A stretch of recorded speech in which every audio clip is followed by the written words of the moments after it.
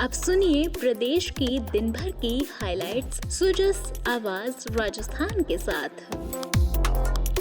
नमस्कार, प्रदेश की हाइलाइट्स मेधा और अरिंदम के साथ। राजस्थान में बिपरजॉय तूफान से हुए नुकसान के प्रति गंभीर मुख्यमंत्री अशोक गहलोत ने आज खुद प्रभावित इलाकों का हवाई सर्वेक्षण कर हालात का जायजा लिया।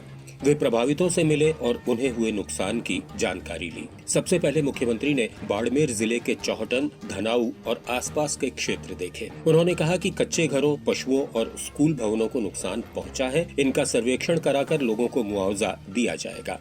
बरसात हुई है, बरसात का थोड़ा लाभ भी मिलता है किसानों को, पर जानवर को नुकसान हो गया। कच्चे झोपड़े थे उनको नुकसान हुआ, कुछ पक्के मकान थे उनको नुकसान हुआ है। तो एसडीआरएफ की जो नॉर्म्स है उसके अकॉर्डिंग टू सर्वे हो रहा है, जिला परिषद कर रहा है, उन सबको मुआवजा दिया जाएगा। बारिश से सड़कों को नुकसान पहुंचा है। पोल गिरने से बिजली आपूर्ति प्रभावित हुई है। सीएम ने आश्वस्त किया कि जल्द ही सारी व्यवस्थाएं दुरुस्त करा दी जाएंगी। देखिए, सड़कें तो बहुत, बिजली के पोल्स जो है 8-9 हजार तो बिजली पोल गिर गए हैं, 2000 ट्रांसफार्मर उनका नुकसान हो गया है। और आप ठीक कह रहे हैं, सड़कों की स्थिति बहुत ही नाजुक बनी है। करीब मैं समझता हूँ 200 करोड़ रुपए के तो हम लोगों ने जल्दी काम टेकअप कर रहे हैं। हम लोग जो सड़कें, काफी नुकसान सड़कों का हुआ है, उन सबको वहाँ पे मरम्मत करवानी पड़ेगी। वो सब काम सरकार प्रशासन टाइम पे करेगा। राहत और बचाव कार्य में सेना, एनडीआरएफ, एसडीआरएफ और आपदा मित्रों सहित सभी की भूमिका महत्वपूर्ण रही है। मुख्यमंत्री ने कहा कि पहले से तैयारी रखने से भी नुकसान कम हुआ है। हम लगातार मॉनिटरिंग कर रहे हैं सब अधिकारियों के साथ में, और पहले तैयारी कर रखी थी हम लोगों ने, जिससे कि कैसी भी विपदा आए तो लोगों को तकलीफ नहीं हो। ये व्यवस्था हमने पहले ही कर रखी थी। 15-17 हजार लोगों को तो हमने पहले ही शिफ्ट करवा दिया।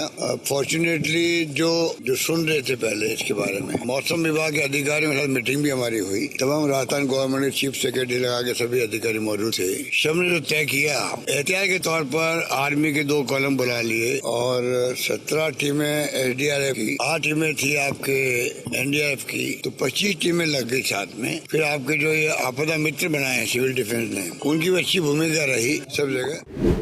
लोगों को जल्द मुआवजा मिले, इसके लिए मुख्यमंत्री ने केंद्र से नियमों के सरलीकरण का आग्रह किया। उन्होंने आमजन से भी अपील की कि वे नदी या फिर जल भराव वाले स्थानों पर नहीं जाएं।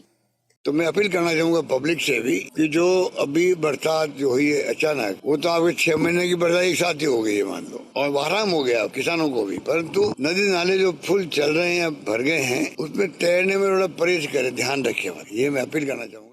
इसके बाद मुख्यमंत्री जालौर जिले के सांचौर पहुंचे। यहाँ भी उन्होंने तूफान प्रभावित इलाकों का हवाई सर्वेक्षण किया और प्रभावित लोगों से बातचीत की। उन्होंने भरोसा दिलाया कि जान गंवाने वाले लोगों के परिजनों को चिरंजीवी दुर्घटना बीमा योजना के तहत मुआवजा जल्द मिलेगा। चिरंजीवी योजना से सबको पैसा मिलेगा 5 लाख रुपए। 2 लोगों ने लापरवाही में उनका कार्ड लिया नहीं है। इसे हम अपील करते हैं जो महंगे इलाज शिविर है, इसका पूरा फायदा उठाए। आज मैंने फिगर देखे हैं, इस अभी साइक्लोन के बाद में जो मरे लोग, उसके अंदर 2 बच्चे ऐसे जिनके परिवार में कार्ड नहीं बनाया हुआ, बाकी सबको पैसा मिल जाएगा। ये प्रॉब्लम आती है, इसलिए हमने महंगे इलाज शिविर लगाने का मतलब यही है कि सबका अंतिम व्यक्तित्व को लाभ मिले, वो हम लोग लगे हुए हैं। सीएम ने लोगों को आगाह किया कि वे नदी नालों या फिर जल जमाव वाले स्थानों पर नहीं जाएं। एक बार फिर उन्होंने केंद्र से अपील की कि वे नियमों को सरल करें ताकि लोगों को जल्द से जल्द मुआवजा मिल सके। कुछ नॉर्म्स केंद्र सरकार ने बदल दिए हैं पेमेंट के, उसके कारण से तकलीफ आ रही है। पाला पड़ के पहले अब आपके चौटन के अंदर भी और कई जगहों पर भी पेमेंट बाकी है 1-1 साल से। तो हमने प्रधानमंत्री मोदी जी को भी लिखा है। आज ये मांग करना चाहूंगा, केंद्र सरकार को चाहिए कि तमाम नॉर्म जो अप्रैल में बदल दिए थे पिछले साल, तब से हम कोशिश कर रहे हैं कि आप नॉर्म वापस बदलो, क्योंकि जो कृषि बीमा उसके साथ लिंक कर दिया उसको, वो थोड़ा कैलकुलेशन टाइम लगता है उसके अंदर, तो लोगों को राहत मिल नहीं पाती है। यहाँ से मुख्यमंत्री सिरोही जिले के आबू रोड और आसपास के इलाकों का हवाई सर्वेक्षण कर आबू रोड पहुँचे। उन्होंने प्रभावितों से सीधा संवाद किया और भरोसा दिलाया कि सरकार हर कदम पर उनके साथ है। राहत पहुँचाने में कोई कसर नहीं छोड़ी जाएगी और हर पात्र व्यक्ति को मुआवजा मिलेगा। वो स्थिति, तो सड़कों की स्थिति बहुत खराब हुई है और लोग उम्मीद करते हैं कम से कम सड़कें पहले ठीक हो जाए और दूसरे घर टूट गए जिनके, ये क्षतिग्रस्त हो गए, उनकी मरम्मत हो जाए या नए बन जाए। ये निर्देश हम लोग सब कलेक्टरों को दे रहे हैं सब जगह, इस कामों को प्रायोरिटी पे करें, तो उम्मीद करते हैं सब ठीक होगा। इससे पहले मुख्यमंत्री ने कल शाम सीएमआर में बिपरजॉय तूफान से हुए नुकसान के संबंध में समीक्षा बैठक ली। उन्होंने हालात और राहत कार्यों पर लगातार निगरानी रखने के निर्देश दिए और वायुसेना और सेना के साथ समन्वय स्थापित कर राहत कार्य चलाने को कहा। उधर सिरोही और जालौर में भी जिला प्रभारी मंत्रियों ने अधिकारियों के साथ बैठक कर हालात की समीक्षा की और जरूरी दिशा निर्देश प्रदान किए। प्रदेश के सरकारी कॉलेजों और विश्वविद्यालयों के करीब 6000 शोधार्थियों को आर्थिक संबल और प्रोत्साहन के लिए फेलोशिप दी जाएगी। मुख्यमंत्री ने इसके लिए 62 करोड़ 30 लाख रुपए के वित्तीय प्रस्ताव का अनुमोदन किया है। ये फेलोशिप 2 साल के लिए होगी और कॉलेज शिक्षा विभाग इसका नोडल विभाग होगा। जयपुर में ब्रह्मपुरी के राजकीय महाविद्यालय में 4 साल का बीए बीएड पाठ्यक्रम प्रारंभ किया जाएगा। सीएम ने इसके संचालन के लिए 19 नए पद बनाने के प्रस्ताव को मंजूरी दे दी है। राज्य सरकार ने राजीव गांधी ग्रामीण और शहरी ओलंपिक खेलों के आयोजन की तिथि में परिवर्तन किया है। इन खेलों का शुभारंभ अब 23 जून के बजाय 10 जुलाई को होगा। खेलों में हिस्सा लेने के लिए रजिस्ट्रेशन की तारीख भी बढ़ाकर 23 जून कर दी गई है। खेल सचिव नरेश कुमार ठकराल ने बताया कि स्कूलों में 26 जून तक गर्मी की छुट्टियां हैं। स्कूल खुलने के बाद 1 सप्ताह तक नए नामांकन होंगे। इन खेलों में 60% सहभागिता स्कूली विद्यार्थियों की होती है। इससे और साथ ही अन्य आवश्यक तथ्यों को ध्यान में रखते हुए खेलों के आयोजन की तारीख बदली गई है। गौरतलब है कि अब तक करीब 55 लाख प्रतिभागी इन खेलों में हिस्सा लेने के लिए पंजीकरण करा चुके हैं। अब रजिस्ट्रेशन की अवधि 23 जून करने से प्रतिभागियों की संख्या में और बढ़ोतरी होगी। अब सुनिए जिलों का राउंड अप।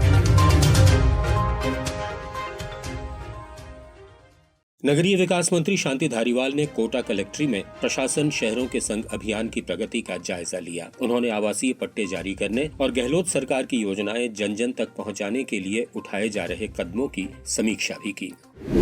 उधर सामाजिक न्याय और अधिकारिता मंत्री टीकाराम जूली ने अलवर जिले में जन सुनवाई कर आम लोगों की परिवेदनाएं सुनी और अधिकारियों को उनके त्वरित निराकरण के निर्देश दिए। उन्होंने पिछले 4 सालों में हुए विकास कार्यों का जिक्र करते हुए कहा कि गहलोत सरकार आमजन को बिना किसी भेदभाव के लगातार लाभान्वित कर रही है।